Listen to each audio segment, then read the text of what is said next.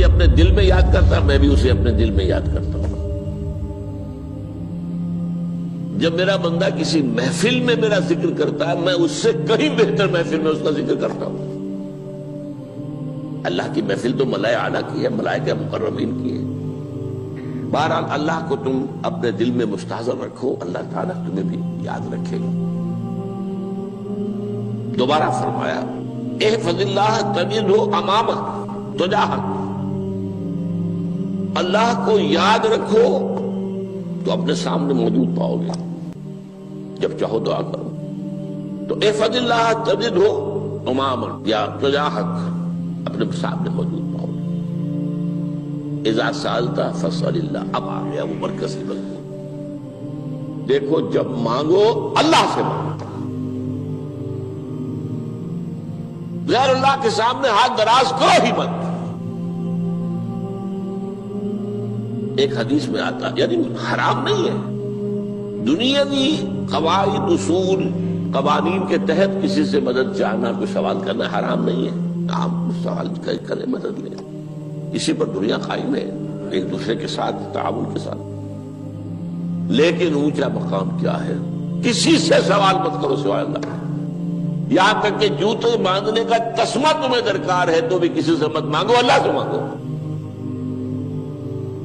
کیا پتہ اللہ کس کے دل میں ڈال دے اور وہ آ کے تمہیں تسمہ پیش کر دے۔ ہوتا ہے ایسا، بسا اوقات ہوتا ہے۔ جو اللہ کے ساتھ لو لگا کر رکھنے والے ہیں ان کے تو ایسے واقعات ہوتے ہیں کہ دل میں ایک بات آئی اور اس کے بعد وہی بات جو ہے وہ کوئی شخص آ گیا اور اس نے وہ بات پوری کر دی۔ کیونکہ لوگوں کے دل جو ہے وہ تو اللہ کے دو انگلیوں کے مابین جو چاہتا پھیر دیتا ہے۔ کیا پتہ اللہ کسی فرشتے کو انسانی شکل میں بھیج دے، آتا ہے فرشتہ، آتا ہے انسانی شکل میں، آتا ہے آپ کی تکلیف کو رفع کر دے، آپ کی ضرورت کو پورا کر دے، اسی سے مانگو، کسی اور سے مانگو۔ یہ ہے توحید کا لب لباب۔ یوں سمجھیے اسلام کی جڑ کیا ہے؟ ایمان۔ اسلام کا جو خارجی نظام عمل ہے، انفرادی اعمال ہو اجتماعی ہو، ان سب کی روح رواں کیا ہے؟ ایمان۔ ٹھیک، ایک بات ہو گئی۔ ایمان کا خلاصہ لب لباب کیا ہے؟ ایمان باللہ۔ جیسے ایمان بالآخرہ بھی ہے، ایمان بالملائکہ ہے، ایمان بالانبیاء ہے، ایمان بالرسل ہے، ایمان بالکتب ہے، ایمان بالقلب ہے، لیکن اصل ایمان، اسی لیے ایمان مجمل میں آپ کو معلوم ہے کسی اور چیز کا ذکر نہیں۔ آمنت باللہ کما ہوا باسمائہ وصفاتہ وقبلت جمیع احکامہ اقرار باللسان وتصدیق بالقلب۔ یہ ایمان مجمل ہے، اجمالی طور پر ایمان اس کا نام ہے۔ ہاں مفصل تفصیلی طور پر آمنت باللہ وملائکتہ وکتبہ ورسلہ والیوم الآخر والقدر خیرہ وشرہ من اللہ تعالی۔ تو اسلام کی جڑ ایمان، اور اسلام کا سارا جو نظام عمل ہے، چاہے انفرادی اعمال ہو چاہے اجتماعی، ان سب کی روح رواں ایمان، اور ایمان کا خلاصہ ایمان باللہ۔ اور ایمان باللہ کا اصل حاصل وہ ہے جو اس حدیث میں آ رہا، اس کے دو ہیں تقاضے، عبادت صرف اسی کی، استعانت صرف اسی سے۔ اس لیے میں نے سورہ فاتحہ کا تذکرہ شروع میں کیا۔ یہ عبادت کا جوہر ہے، عبادت کا جو ہے یہ ایمان کا حاصل، عبادت صرف اس کی ہے اور استعانت صرف اس سے۔ استعانت ہی میں سوال بھی آ گیا، یہ بھی مدد ہے۔ آپ کسی سے کچھ مدد مالی چاہ رہے ہیں یا کوئی اور مدد چاہتے ہیں، کسی کام میں مدد چاہتے ہیں، جیسے میں نے کہا تھا کہ سفارش کرانا چاہتے ہیں، یہ بھی مدد ہے۔ وَإِذَا اسْتَعَنْتَ فَاسْتَعِنْ بِاللَّهِ، اور جب مدد مانگو صرف اللہ سے مانگو۔ اور وہ سارے الفاظ یاد کر لیے، استدعاء، استعانت، استغاثہ۔ یہ جو غوث اعظم سے استغاثہ کیا جاتا ہے یہ تو شرک ہے۔ استغاثہ اللہ سے، دعائی اللہ کی، اس اعتبار سے استمداد، استعانت، استدعاء، استغاثہ، یہ سب اللہ سے، صرف اللہ سے۔ عبادت صرف اللہ، ایاک نعبد، اور استعانت صرف اللہ سے۔ مانگو صرف اللہ سے، جب مدد طلب کرو صرف اللہ سے، اور جان لو اگر تمام لوگ جمع ہو کر تمہیں کوئی فائدہ پہنچانا جائے نہیں پہنچا سکتے، الا بشیء قد کتب اللہ لک وان اجتمعوا علی ان یضروک بشیء لم یضروک الا بشیء قد کتب اللہ علیک، اگر سب مل کر چاہے تمہیں کوئی نقصان پہنچا دے نہیں پہنچا سکتے مگر وہی کچھ جو اللہ نے تمہارے لیے لکھ دیا۔ اب بتائیے خوف کی جڑ کٹ جائے گی کہ نہیں؟ یہ جو ایمان جو ہے یہ خوف اور حزن دونوں سے نجات دلانے والی بات ہے۔ جو حقیقی مومن ہے وہ اللہ کا ولی ہے، حقیقی مومن وہ اللہ کا ولی ہے، اور الا ان اولیاء اللہ لا خوف علیہم ولا هم يحزنون۔ یہ اولیاء اللہ کو علیحدہ مخلوق نہیں ہے، کوئی ان کے سر پہ سینگ نہیں ہوتے، انسان ہی ہوتے ہیں، لیکن حقیقی معنی میں مومن ان اعتبارات سے جو آج ہم پڑھ رہے ہیں ایمان اس درجے کا پہنچ گیا تو اللہ کا ولی ہے۔ ان لوگوں کے لیے خوف کس بات کا ہوگا؟ کس سے خوف کروں؟ اس کے ہاتھ میں کچھ ہے ہی نہیں، اور اگر کچھ اللہ نے میرے لیے لکھ دیا وہ آ کر رہے گا، چاہے میں لاکھ گڑ گڑاؤں اور اس کے سامنے کہ مجھے چھوڑ دے، اگر اللہ نے لکھا وہ آیا وہ تو آئے گا، تو کاہے کو اس کے سامنے گڑ گڑانا، کاہے کو جبرسائی کرنا اس کے سامنے، اور کسی کے ہاتھ میں کچھ ہے ہی نہیں، میرا خیر ہے ہی نہیں، کاہے کو خوشامد کرو اس کی۔ اور سنیے، رفعت الاقلام، دیکھو نوجوان، قلمیں اٹھا لی گئی ہیں، وجفت الصحف، اور جو رجسٹر ہیں صحیفے ان کی سیاہی خشک ہو چکی ہے۔ یہ ہے وہ اللہ کا علم، اس میں ہر شے لکھ دی گئی ہے، اس کی قلم اٹھا لیے گئے۔ جیسے آپ کو معلوم ہے امتحان ہوتا تھا، 3 گھنٹے ختم ہو گئے، اسٹاپ رائٹنگ، بس اب قلم رک جانا چاہیے۔ وہ قلم تو تقدیر کا کاتب جو ہے وہ قلم اس کا اب اٹھا لیا گیا، اور جو صحیفے جن پر کہ لکھا گیا وہ خشک ہو گئے۔ یہ تو روایت ہے جو امام ترمذی نے جس کو روایت کیا، یہ متن ان کا ہے جو ہم نے پڑھا ابھی، اور ان کا قول یہ ہے کہ یہ حدیث حسن صحیح ہے، لیکن یہی روایت اور انہی راوی سے عبداللہ ابن عباس سے رضی اللہ تعالیٰ عنہما اور بھی محدثین نے کی ہے، تو اس میں سے ایک اور متن جو ہے وہ یہاں پر امام نووی نے دے دیا ہے۔ احفظ اللہ تجدہ امامک، یہ تو پہلا وہ ٹکڑا تھا، وقت تو جاہک تھا، یہاں امامک ہے، امام مطلب ایک ہی ہے، اپنے سامنے پاؤ گے۔ اللہ کی حفاظت کرو، اللہ کو دل میں، اللہ کی یاد کو محفوظ رکھو، گویا کہ اللہ کو مستحضر رکھو۔ ذکر اللہ کے معنی کیا ہے؟ استحضار اللہ فی القلب، یہ ذکر اللہ ہے۔ جنہیں ہم ذکر سمجھ بیٹھے ہیں وہ ذکر کے ذریعے ہے۔ اقیم الصلاۃ لذکری، نماز قائم کرو میری یاد کے لیے، نماز ذریعہ ہے یاد کا۔ یہ علیحدہ بات ہے کہ آپ نے 17 رکعتیں بھی پڑھ لی ہو عشاء کی اور یاد آپ کو آئی ہی نہیں کوئی، آپ تو ایک میکینیکل انداز میں جو ہے وہ اٹھک بیٹھک کر رہے ہیں اور آپ کی زبان سے کچھ بھی نکل رہا ہے، تو اس کا آپ کے شعور سے، دل کی گہرائی سے کوئی رابطہ ہے ہی نہیں، وہ ذکر تو نہیں ہوا۔ ہاں نماز فرض تھی وہ ادا ہو گئی، آپ کی فرض ادا ہو گئی۔ تو جنہیں ہم نے ذکر سمجھا وہ ذرائع ذکر ہے، اللہ اللہ سبحان اللہ سبحان اللہ زبان سے، یہ تاکہ اس کے نتیجے میں وہ ذکر حاصل ہو جائے۔ استحضار اللہ فی القلب، ذکر کے معنی ہے استحضار اللہ فی القلب۔ تعرف الی اللہ فی الرخاء، اور دیکھو کشادگی کے وقت میں تم اللہ کو یاد رکھو، اللہ کی طرف رجوع کیے رہو، بھول نہ جاؤ۔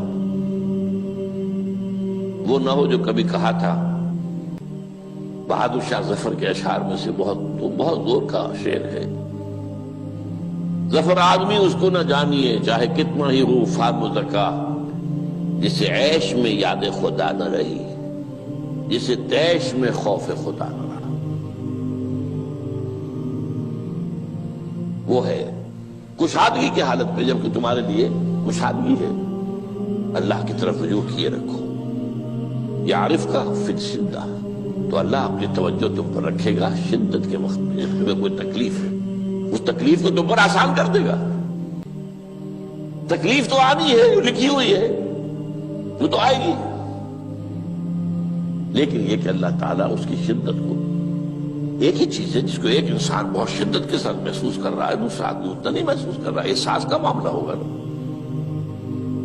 وہ تو اصل میں اگر انسان کی نرز کٹی ہوئی ہے تو احساس ہوگا ہی نہیں، سر سے نہیں ہوگا۔ تو اس اعتبار سے اللہ تعالیٰ تمہارے لیے اس شدت کی کمی کر دے گا۔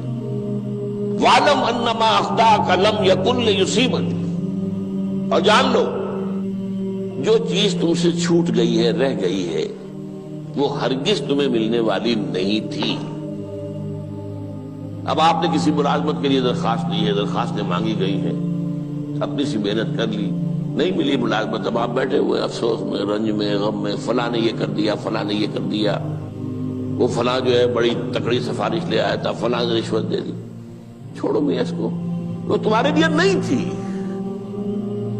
کاہے کو اپنے ذہن کے اندر یہ کھچڑی پکا رہے ہو بیٹھے ہوئے؟ خواہ آپ شاید سوء ظن میں بھی مبتلا ہو رہے ہو، کسی نے نہ رشوت دی اور آپ سمجھتے ہو کہ رشوت دی ہے اس نے۔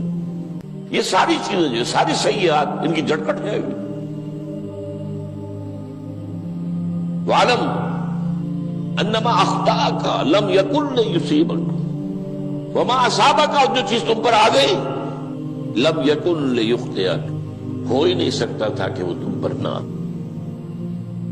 یہ کر لیتا تو ہو جاتا، شاید یہ کر لیتا، میں نے ٹیکا پہلے لگوا دیا ہوتا تو یہ بات نہ ہوتی۔ بھائی وہ جو ہونا تھا وہ ہونا تھا۔ اب یہ وہ چیز ہے جس سے انسان میں کیفیت پیدا ہوتی، تسلیم و رضا۔ ہم بھی تسلیم کی خو ڈالیں گے، بے نیازی تیری عادت ہی صحیح، اے اللہ جو تو نے چاہا مجھے قبول ہے۔ اسی لیے میں نے آپ کو آیتیں سنائی سورۃ تغابن کی، ما اصاب من مصیبت الا باذن اللہ، کوئی مصیبت نہیں آتی مگر اللہ کے اذن سے۔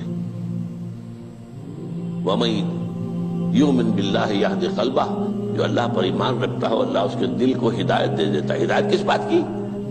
تسلیم و رضا۔ سر دوستاں سلامت کہ تو خنجر آزمائی، نہ شبد نصیب دشمن کے شبد ہلاکت دیغت۔ اے اللہ تیری طرف سے ہے، مجھے قبول ہے، اور بظاہر مجھے تکلیف ہو رہی ہے لیکن یقیناً اس میں میرا کوئی خیر ہے۔ بیدک الخیر، تیرے ہاتھ میں تو خیر ہی خیر ہے، جو بھی تیری طرف سے آئے۔ سر تسلیم خم ہے جو مزاج یاد میں آئے۔ اور یہ مضمون جو ہے زیادہ بڑے پیمانے پر سورہ حدید میں آیا ہے۔ ما اصاب من مصیبت فی الارض ولا فی انفسکم الا فی کتاب من قبل ان نبرأہا، کوئی مصیبت نہیں آتی نہ تمہاری جانوں میں نہ زمین میں، زمین میں زلزلہ آ جانا، سیلاب آ جانا، کچھ اور زمین کا دھنس جانا، یا یہ ہے کہ تمہاری جانوں میں کوئی بخار ہو گیا، کوئی اور تکلیف ہو گئی، اچانک معلوم ہوا کہ انسان جو کینسر ہے، اور کینسر بھی اب 3rd سٹیج کو پہنچ چکا ہے، لیکن جو بھی آیا ہے وہ اللہ کے علم کی کتاب میں پہلے سے لکھا ہوا ہے۔ فی کتاب من قبل ان نبرأہا، یہ کتاب میں درج ہے اس سے پہلے کہ ہم اسے ظاہر کریں۔ اس کا نتیجہ کیا نکلنا چاہیے؟ لیکن لا تأسوا علی ما فاتکم ولا تفرحوا بما آتاکم،